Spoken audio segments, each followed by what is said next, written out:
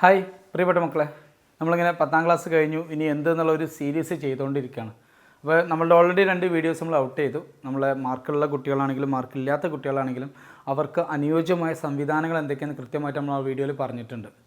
ഇന്ന് നമ്മൾ ഡിസ്കസ് ചെയ്യാൻ പോകുന്ന കാര്യമാണ് ബയോളജി സയൻസ് വേണം, കമ്പ്യൂട്ടർ സയൻസ് വേണം, അല്ലെങ്കിൽ സൈക്കോളജി സയൻസ് വേണമെന്നൊക്കെ. കാരണം എന്താ വെച്ചാൽ ഒരുപാട് കുട്ടികൾക്ക് ഒരുപാട് ഇഷ്ടങ്ങളായിരിക്കും. ചില സബ്ജക്റ്റിനോട് തീരെ താല്പര്യമില്ലാത്തവരുണ്ടാവും, ചില സബ്ജക്റ്റിന് ഭയങ്കര ഇഷ്ടമുള്ളവരുണ്ടാവും, അല്ലെങ്കിൽ കുഴപ്പമൊന്നുമില്ല എല്ലാം പഠിക്കാം എന്ന് വിചാരിക്കുന്ന മക്കളുണ്ടാവും. അപ്പം ഏത് വേണം എന്നതാണ് നമ്മൾ വലിയൊരു ക്വസ്റ്റ്യൻ മാർക്ക്.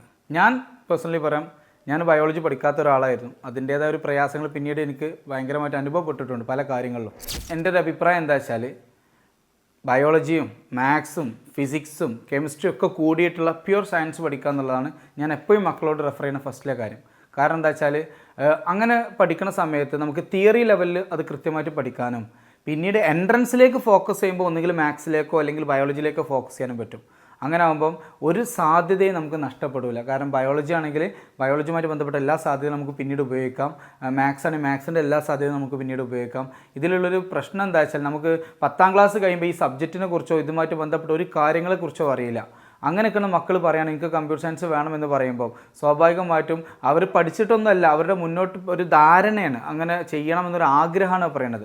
അത് ചിലപ്പം ഒരു +1 +2 ഒക്കെ കഴിഞ്ഞ് നിൽക്കുന്ന ഒരു കുട്ടി പിന്നീട് ബയോളജിയിലേക്ക് മാറണമെന്ന് ആഗ്രഹിച്ചാൽ ചിലപ്പോൾ പറ്റിക്കൊള്ളണമെന്നില്ല. അപ്പോൾ അതുകൊണ്ട് ഹയർ സെക്കൻഡറി പഠിക്കുന്ന സമയത്ത് നിങ്ങൾ കൃത്യമായിട്ട് ബയോളജിയും അതുപോലെ തന്നെ മാത്സും ഒക്കെ പഠിക്കാൻ ശ്രമിക്കുക എന്നുള്ളതാണ് ഫസ്റ്റിലെ നമ്മളുടെ ഒരു അഭിപ്രായം എന്ന് പറയുന്നത്. നല്ല കാര്യമായിരിക്കും.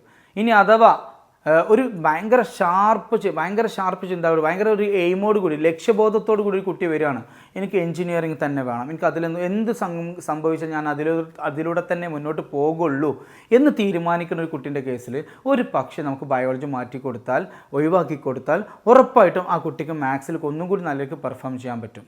അങ്ങനെയാണെങ്കിൽ കമ്പ്യൂട്ടർ സയൻസ് ബാച്ചായിരിക്കും ഏറ്റവും നല്ലത്. ഒരു നല്ല ലക്ഷ്യബോധമുള്ള ഒരു കുട്ടിയാണെങ്കിൽ. അതിന് വേണ്ടിയിട്ട് ചില കുട്ടികളൊക്കെ ഉണ്ട് ബയോളജി എന്ന സബ്ജക്റ്റോട് മടുപ്പ് വിചാരിച്ചിട്ട് അല്ലെങ്കിൽ അത് ചെയ്യാൻ കഴിയില്ല എന്നുള്ളതുകൊണ്ട് കമ്പ്യൂട്ടർ സയൻസ് എടുക്കുന്ന മക്കളുണ്ട്. അങ്ങനെയല്ല വേണ്ടത്. നിങ്ങൾക്ക് കമ്പ്യൂട്ടർ സയൻസ് അത്രയും പഠിക്കാൻ പാഷനേറ്റായിട്ട് നിങ്ങൾക്ക് പഠിക്കാൻ ആഗ്രഹം ഉണ്ടെന്നുണ്ടെങ്കിൽ ഉറപ്പായിട്ട് നിങ്ങൾക്ക് കമ്പ്യൂട്ടർ സയൻസുമായിട്ട് മുന്നോട്ട് പോകാം. ആ സമയത്ത് ബയോളജിൻ്റെ ആവശ്യം നമുക്ക് വരുന്നില്ല എന്നുള്ളത് സത്യമാണ്.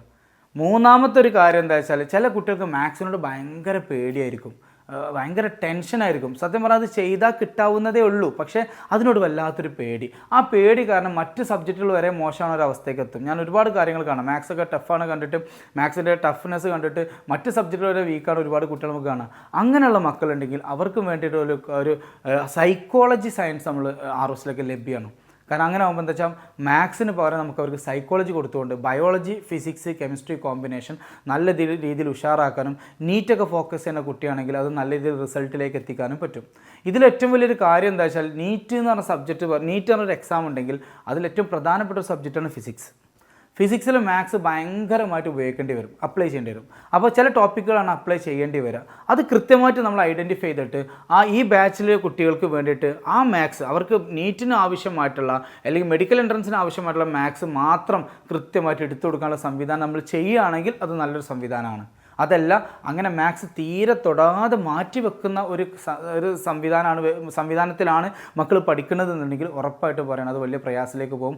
അവസാനം നമ്മൾ റിപ്പീറ്റ് ചെയ്യാൻ വരുന്ന ചില കുട്ടികളൊക്കെ കാണാറുണ്ട്, മാത്സ് ഇല്ലാത്ത സയൻസ് കോമ്പിനേഷൻ പഠിച്ചിട്ട് പിന്നെ മാത്സ് ബേസ് ഇല്ലാതാവുകയും ഫിസിക്സിൽ മാർക്ക് കുറഞ്ഞൊരു അവസ്ഥ ഉണ്ടാകും. അപ്പം നീറ്റിൻ്റെ ടോപ്പിക്കിൽ എവിടേക്കാണോ മാത്സ് ഉപയോഗിക്കേണ്ടത് ആ മാത്സൊക്കെ കൃത്യമായിട്ട് പഠിപ്പിക്കുകയും എന്നാലും മാത്സ് മുഴുവൻ സബ്ജക്റ്റ് പഠിപ്പിക്കേണ്ട ആവശ്യമില്ലാത്ത സൈക്കോളജി കൃത്യമായിട്ട് പഠിപ്പിക്കുന്ന സംവിധാനമാണെങ്കിൽ കുറച്ചും കൂടി നല്ല രീതിയിൽ നമുക്ക് ആ സംവിധാനം ഒന്നുകൂടി ഉപയോഗിക്കാനും നല്ല റിസൾട്ടിലേക്ക് എത്താനും പറ്റും. അപ്പോൾ ഈ 3 കാറ്റഗറി നിങ്ങൾ കൃത്യമായിട്ട് പഠിക്കണം. ഓക്കെ, ഇതിന് തീരുമാനം എടുക്കേണ്ടത് കുട്ടികളും രക്ഷിതാക്കളുമാണ്. കാരണം എൻ്റെ മകൾക്ക് എന്ത് പറ്റും, എൻ്റെ മകൻ എന്ത് പറ്റും എന്നുള്ള കൃത്യമായിട്ട് പഠിക്കണം. അവർക്ക് ഭയങ്കര പാഷനാണ്, നീറ്റ് എന്തായാലും സ്കോറാണ്, MBBS കിട്ടണം, നല്ല സ്ഥലങ്ങളിൽ എത്തണം എന്നൊക്കെ ആഗ്രഹിക്കുന്ന കുട്ടിയാണെങ്കിൽ അവർക്ക് ആവശ്യമില്ലാത്ത സെക്ഷൻസ് മാറ്റി കൊടുത്തിട്ട് ആവശ്യമുള്ളത് നല്ല രീതിയിൽ കൊടുക്കുകയാണെങ്കിൽ ഒരുപക്ഷെ നല്ല റിസൾട്ടിലേക്ക് എത്തും. എന്നാൽ കറക്റ്റായിട്ടൊരു ലക്ഷ്യബോധമോ കാര്യങ്ങളൊന്നും ആയിട്ടില്ല, കുറച്ചും കൂടി കഴിഞ്ഞാൽ അത് ആ കുട്ടിക്കാരുടെ ബോധം വരുള്ളൂ എന്ന് മനസ്സിലാക്കുന്ന രക്ഷിതാക്കളാണെങ്കിൽ അവരെ മുന്നിൽ ചിലത് മാത്രം കൊടുത്ത് ചിലത് കൊടുക്കാതിരുന്നാൽ ചിലപ്പോൾ അബദ്ധമായി മാറാനും സാധ്യത ഉണ്ട്. അപ്പോൾ നിങ്ങളത് കൃത്യമായിട്ട് ശ്രദ്ധിക്കണം. അതുപോലെ തന്നെ ഹാർവസ്റ്റിൽ ഈ 3 ബാച്ചിൻ്റെയും സംവിധാനങ്ങൾ അവൈലബിൾ ആണ്. മക്കളുടെ ഇഷ്ടത്തിനനുസരിച്ച് മക്കൾ നല്ല രീതിയിൽ പ്രിപ്പയർ ആണ്, അവർക്ക് കോൺഫിഡൻസ് ഉള്ള ഇഷ്ടമുള്ള സബ്ജക്റ്റിൽ പഠിക്കട്ടെ എന്ന് കരുതിയിട്ടാണ് ഹാർവസ്റ്റ് ഇങ്ങനെ ഒരു സംവിധാനം ഒരുക്കിയിട്ടുള്ളത്. നിങ്ങൾ ആർക്കെങ്കിലും അല്ലെങ്കിൽ നിങ്ങളുടെ കുടുംബത്തിൽ ആർക്കെങ്കിലും നല്ലൊരു ഹയർ സെക്കൻഡറി കാലഘട്ടം ആഗ്രഹിക്കുന്നുണ്ട് എന്നുണ്ടെങ്കിൽ സേഫായിട്ടുള്ള ആൺകുട്ടികൾക്കും പെൺകുട്ടികൾക്കും സുരക്ഷിതമായ ഹോസ്റ്റൽ സൗകര്യമുള്ള ഒരു നല്ലൊരു ക്യാമ്പസിൽ ടീച്ചേഴ്സിനൊപ്പം നിന്നുകൊണ്ട് ഏറ്റവും നല്ല രീതിയിൽ ക്ലാസ്സുകൾ പഠിക്കണമെന്ന് ആഗ്രഹിക്കുന്നുണ്ടെങ്കിൽ, അതുപോലെ തന്നെ ഒരുപാട് കുട്ടികൾക്ക് ഒന്നുമില്ലാത്ത ഒരുപാട് കുട്ടികൾക്ക് നല്ല വിജയം ഉണ്ടാക്കി കൊടുക്കാൻ സാധിച്ചിട്ടുള്ള സ്ഥാപനമാണ് ഹാർവസ്റ്റ്. അതുപോലെയൊക്കെ തന്നെ നിങ്ങൾക്കും ആകണമെന്ന് ആഗ്രഹം ഉണ്ടെങ്കിൽ ഉറപ്പായിട്ട് നിങ്ങൾ താഴെ കാണുന്ന നമ്പറിൽ കോൺടാക്ട് ചെയ്തോളൂ. ഒരു പക്ഷേ അങ്ങനെ തന്നെ പറയാൻ കഴിയുള്ളൂ, ഒരു പക്ഷേ നിങ്ങളെ കുട്ടിക്ക് ഏറ്റവും നല്ല റിസൾട്ട് ഉണ്ടാക്കി തരാൻ ഹാർവസ്റ്റിനെ കൊണ്ട് പറ്റും. നമ്മുടെ നാട്ടിൽ ഒരുപാട് ഇൻറ്റഗ്രേറ്റഡ് സ്കൂളുകൾ നമുക്ക് കാണാൻ കഴിയും. എന്തുകൊണ്ടാണ് ഹാർവസ്റ്റിനെ മാത്രം നമ്മളിങ്ങനെ പറയേണ്ട ഒരു ആവശ്യം എന്നുള്ളതാണ്. എന്തുകൊണ്ടാണ് ഹാർവസ്റ്റ് മറ്റുള്ളവരിൽ നിന്ന് വ്യത്യസ്തമാവുന്നത്? ഏറ്റവും വലിയൊരു കാര്യം, ഹാർവസ്റ്റിൽ നമ്മളൊരു കുട്ടിയെ അഡ്മിഷൻ എടുക്കുമ്പോൾ നമ്മൾ അവരുടെ 10ാം ക്ലാസ്സിലെ മാർക്കോ കാര്യങ്ങളൊന്നും നോക്കാറില്ല. മാർക്കുള്ള കുട്ടികളുണ്ടാവും, ഇല്ലാത്ത കുട്ടികളുണ്ടാവും. നമ്മൾ അതിലേക്ക് വല്ലാതെ കോൺസെൻട്രേറ്റ് ചെയ്യലില്ല. കാരണം എല്ലാ കുട്ടികൾക്കും കഴിവുണ്ട്. ആ കഴിവ് ഉയർത്തിക്കൊണ്ടുവരാൻ പറ്റുന്ന സാഹചര്യം ഡെവലപ്പ് ചെയ്യുക എന്നുള്ളത് നമ്മൾ നോക്കുക. ഒരു 10 മാർക്കുള്ള കുട്ടി 11ലേക്ക് എത്തിയാൽ തന്നെ ആ കുട്ടിക്ക് അത് നല്ല റിസൾട്ടാണെന്നാണ് നമ്മൾ പറയുക. അല്ലാതെ എല്ലാവർക്കും ഫുൾ മാർക്കാവുക, എല്ലാവർക്കും നല്ല സ്കോർ ചെയ്യുക എന്നുള്ളതല്ല. ആ കുട്ടിക്ക് ഭാവിയിൽ ജീവിക്കാൻ ആവശ്യമായൊരു സാഹചര്യം, വിദ്യാഭ്യാസം നമ്മൾ കൊടുക്കുക. അതിനപ്പുറം അതിന് എവിടെ ചെന്നാലും മോശമല്ലാത്ത രീതിയിൽ ആ കുട്ടിക്ക് പെർഫോം ചെയ്യാൻ പറ്റുക. കാരണം എല്ലാവർക്കും പേപ്പറിൽ ഒരുപോലെ മാർക്ക് സ്കോർ ചെയ്യാൻ പറ്റിക്കോളണമെന്നില്ല. ആ ഒരു വലിയൊരു സത്യമാണ്. രക്ഷിതാക്കളൊക്കെ മനസ്സിലാക്കേണ്ട കാര്യമാണ്. ചില കുട്ടികൾക്ക് പ്രവർത്തനത്തിലൂടെ നല്ല റിസൾട്ട് ഉണ്ടാക്കാൻ കഴിയും, എന്നാൽ പേപ്പറിൽ വേണ്ടത്ര മാർക്ക് ഉണ്ടായിക്കോളണമെന്നില്ല. അപ്പോൾ അതുകൊണ്ട് കുട്ടികളുടെ ടേസ്റ്റ് മനസ്സിലാക്കി അവരുടെ മാർക്ക് ഒരു മാനദണ്ഡം വെക്കാതെ അവരുടെ ആഗ്രഹങ്ങൾ മുന്നിൽ വെച്ചുകൊണ്ട് നമുക്ക് മുന്നോട്ട് പോകാൻ സാധിക്കുകയാണെങ്കിൽ ഉറപ്പായിട്ടും നല്ല റിസൾട്ടിലേക്ക് എത്തും. അതാണ് കഴിഞ്ഞ 11 വർഷമായിട്ട് ഹാർവസ്റ്റിൽ സംഭവിച്ചുകൊണ്ടിരിക്കുന്നത്. ഒരുപാട് കുട്ടികൾ എൻക്വയറി ചെയ്ത് വരുന്നുണ്ട്. ഒരുപാട് കുട്ടികൾ നമ്മൾ അന്വേഷിച്ച് കേരളത്തിൽ നാനാ ഭാഗത്തു നിന്നും പല ജില്ലകളിൽ നിന്ന് വരുന്നുണ്ട്. ഈ വരുന്ന കുട്ടികളുടെയൊക്കെ പ്രത്യേകത എന്താണെന്നറിയോ? അവരുടെ ആരെങ്കിലും ഒരാൾ ഇതിന് മുമ്പോടെ പഠിച്ചു പോയിട്ടുണ്ടാവും. അത് 1ഉം 2ഉമല്ല, ഒരുപാട് ആളുകൾ പഠിച്ചു പോയിട്ടുണ്ടാവും. ചില കുടുംബങ്ങളിൽ നിന്നൊക്കെ ഒരുപാട് കുട്ടികൾ നമുക്ക് ഒരുമിച്ച് പഠിപ്പിക്കാൻ സാധിച്ചിട്ടുണ്ട്. അതൊക്കെ ഈ ഒരു വിശ്വാസത്തിൻ്റെ പുറത്താണ്, ഈ ഒരു നല്ല റിസൾട്ടിൻ്റെ പുറത്താണ്. അപ്പോൾ നിങ്ങൾ ചിന്തിക്കേണ്ട കാര്യം, പാരമ്പര്യത്തോടുകൂടി 11 വർഷമായിട്ട് ഒരു സംഗതി മുന്നോട്ട് പോകുന്നുണ്ടെങ്കിൽ ഉറപ്പിച്ച് നമുക്ക് പറയാൻ പറ്റും അതൊരു മിറാക്കിളല്ല.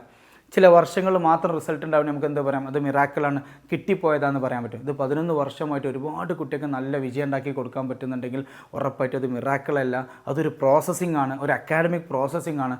ആ പ്രോസസ്സിങ്ങിലൂടെ നമ്മളെ മക്കൾ മുന്നോട്ട് പോകുമ്പോൾ ഉറപ്പായിട്ട് റിസൾട്ട് ഉണ്ടാവും. അതൊരു എക്സ്പീരിയൻസിലൂടെ ഉണ്ടാകുന്ന കാര്യമാണ്. അപ്പോൾ എക്സ്പീരിയൻസ് ഉള്ള, നല്ല റിസൾട്ടുള്ള, നല്ല ലക്ഷ്യബോധമുള്ള നല്ല സ്ഥാപനത്തിൽ നിങ്ങൾ ചേർത്തണമെന്ന് ആഗ്രഹിക്കുന്നുണ്ടെങ്കിൽ ഉറപ്പായിട്ട് നിങ്ങൾ ഹാർവസ്റ്റിൽ വരണം. ഹാർവസ്റ്റിലെ സംവിധാനങ്ങൾ മുഴുവൻ കാണണം. നിങ്ങളുടെ കുട്ടിക്ക് ഇവിടെ പഠിക്കാൻ കഴിയും നിങ്ങൾ ഉറപ്പ് വരുത്തണം. ഹാർവസ്റ്റ് നടത്തുന്ന ഹിറ്റ്സ് എന്നൊരു എക്സാം ഉണ്ട്. അത് കുട്ടികൾക്ക് അഡ്മിഷന് വേണ്ടിയിട്ടുള്ളതല്ല, കുട്ടിയുടെ ഇപ്പോഴത്തെ ഒരു അവസ്ഥ മനസ്സിലാക്കാൻ വേണ്ടിയിട്ടാണ്. അത് മനസ്സിലാക്കി അവർക്ക് അനുയോജ്യമായ കോമ്പിനേഷൻ നമുക്ക് നൽകാൻ സാധിക്കണം. അങ്ങനെയാണെങ്കിൽ ഉറപ്പായിട്ട് അവർ പഠിച്ച് നല്ല മാർക്കിലേക്ക് എത്തും. അതിന് ഏറ്റവും വലിയ എക്സാമ്പിളാണ് 10ാം ക്ലാസ്സിൽ ഒരു A+ ഇല്ലാത്ത കുട്ടികൾക്ക് പോലും +2ലും +1ലും ഫുൾ A+ ആകുകയും നല്ല കോളേജിൽ അഡ്മിഷൻ വാങ്ങുകയും ചെയ്യും. അതുപോലെ തന്നെ രക്ഷിതാക്കൾ ശ്രദ്ധിക്കേണ്ട മറ്റൊരു കാര്യമാണ്, ഒരു എഞ്ചിനീയറിംഗ് അല്ലെങ്കിൽ ഒരു മെഡിക്കലാണ് ഈ ലോകം എന്നുള്ളത് നിങ്ങൾ ഒരിക്കലും വിചാരിക്കരുത്. ഒരുപാട് സാധ്യതകൾ പിന്നെയുമുണ്ട്. ഈ വർഷമൊക്കെ ഹാർവസ്റ്റിൽ ഏകദേശം 34ഓളം എൻട്രൻസ് എക്സാമാണ് നമ്മുടെ മക്കൾ അറ്റൻഡ് ചെയ്തിട്ടുള്ളത്. സാധാരണ സ്കൂളിൽ ഒരു കുട്ടി എത്ര എൻട്രൻസ് എക്സാം അറ്റൻഡ് ചെയ്യും? അപ്പോൾ അതാണല്ലോ വലിയൊരു ക്വസ്റ്റ്യൻ മാർക്കായിട്ടുള്ളത്. അപ്പോൾ നിങ്ങളുടെ കുട്ടി എല്ലാ എക്സാം അറ്റൻഡ് ചെയ്ത് നല്ലൊരു ഗൈഡൻസോട് കൂടി മുന്നോട്ട് പോവുകയാണെങ്കിൽ ഉറപ്പായിട്ട് അവർക്ക് നല്ലൊരു റിസൾട്ട് ഉണ്ടാക്കാൻ സാധിക്കും. ഈ +2 കുട്ടികളെ അറ്റൻഡ് ചെയ്യേണ്ട അല്ലെങ്കിൽ എഴുതേണ്ട എൻട്രൻസ് എക്സാമുകളുടെ വീഡിയോ ഒക്കെ നമ്മൾ അടുത്ത റൗണ്ടിലായിട്ട് വരുന്നുണ്ട്. അപ്പോൾ നിങ്ങൾക്ക് വേണ്ട, മക്കൾക്ക് വേണ്ട എല്ലാ ഇൻഫർമേഷൻസ് നമ്മൾ ഈ ഒരു ചാനലിലൂടെ തരാൻ ഉദ്ദേശിക്കുന്നുണ്ട്. അപ്പം നിങ്ങൾ എല്ലാവരിലേക്കും ഈ സംവിധാനം അറിയിക്കുക. പരമാവധി ആളുകളോട് ഹാർവസ്റ്റിൽ വന്ന് അഡ്മിഷൻ്റെ കാര്യങ്ങളൊക്കെ അന്വേഷിക്കാൻ പറയുക. ഒരു പക്ഷേ ആ കുട്ടിയുടെ ലൈഫിൽ ഏറ്റവും വലിയൊരു തുടക്കമായിട്ട് അത് മാറ്റിയെടുക്കാൻ പറ്റും. അപ്പോൾ വൈകരുത്, ഏറ്റവും പെട്ടെന്ന് തീരുമാനം എടുക്കുക. All the best. Thank you.